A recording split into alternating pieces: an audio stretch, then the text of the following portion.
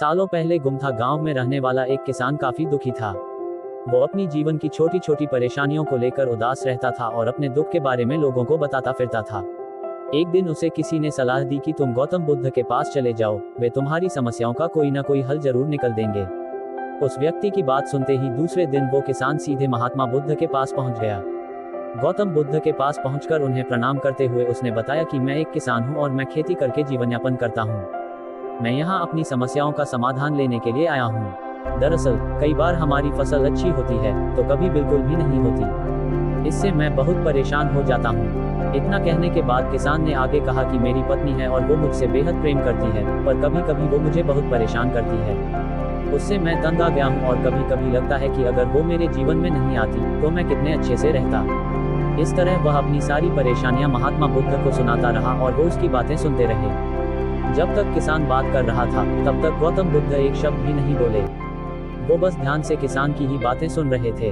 अब किसान के पास उन्हें बताने के लिए कुछ भी नहीं बचा और उसका मन काफी हल्का हो गया। महात्मा बुद्ध से सब कुछ कहने के बाद वो उनसे अपनी परेशानियों के समाधान की उम्मीद लगाए बैठा। काफी देर तक गौतम बुद्ध के जवाब का इंतजार करने के बाद बेसब्र होकर किसान ने ऊंची आवाज में महात्मा बुद्ध से पूछा, क्या आप मेरी समस्याओं को लेकर कुछ नहीं कहेंगे?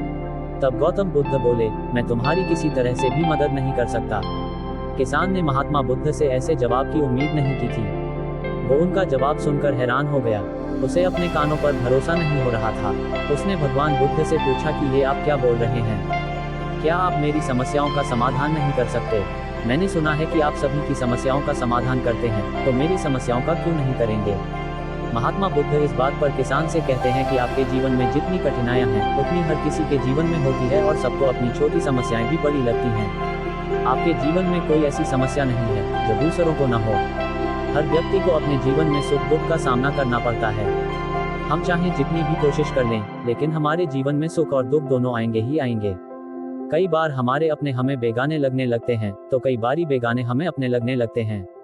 सभी का जीवन ऐसी समस्याओं से घिरा हुआ है जिसका कोई समाधान नहीं है।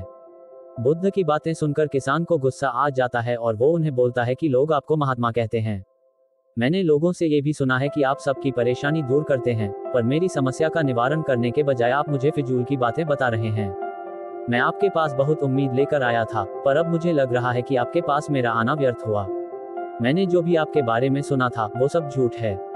महात्मा बुद्ध को इतना कहकर किसान वहां से जाने लगता है।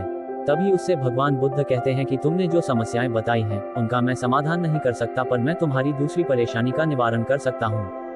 बुद्ध की बातें सुनकर किसान हैरान हो गया और बुद्ध से कहता है कि मैंने जो समस्या बताई उसके अलावा मुझे कोई और समस्या नहीं है, और है भी तो मुझे उसका ज्ञान क्यों नहीं है? बुद्ध उनसे कहते हैं कि आपकी समस्या यह है कि आप नहीं चाहते हैं कि आपके जीवन में किसी तरह की समस्या हो। खुद को किसी तरह की समस्या न हो, ये सोच रखना ही दूसरी समस्याओं का कारण बनता है। आपको ये स्वीकार कर लेना चाहिए कि हर व्यक्ति के जीवन में किसी न किसी तरह की समस्या होती है। ये सोचना छोड़ दो कि आप इस दुनिया के सबसे दुखी इंसान हो। आपको अपने आसपास के लोगों को देखना चाहिए, क्योंकि बाकी लोग भी किसी न किसी चीज से परेशान और दुखी हैं। जीवन में सुख और दुख आकर ही रहेंगे, उसे कोई नहीं बदल सकता। बस तुम्हें दोनों ही स्थिति में खुद को काबू में रखना होगा। इससे दुख का असर तुम पर ज्यादा नहीं होगा। ऐसे में तुम्हें ये सोचना छोड़ना होगा कि तुम्हारे जीवन में समस्या ना हो, तभी तुम हर समस्या का आसानी से सामना कर पाओगे। बुद्ध की बातें सुनकर किसान उनके पैरों पर गिर गया और उनसे माफी मांगने लगा। वो समझ चुका था कि महात्मा बुद्ध उससे क्या कहना चाह रहे हैं।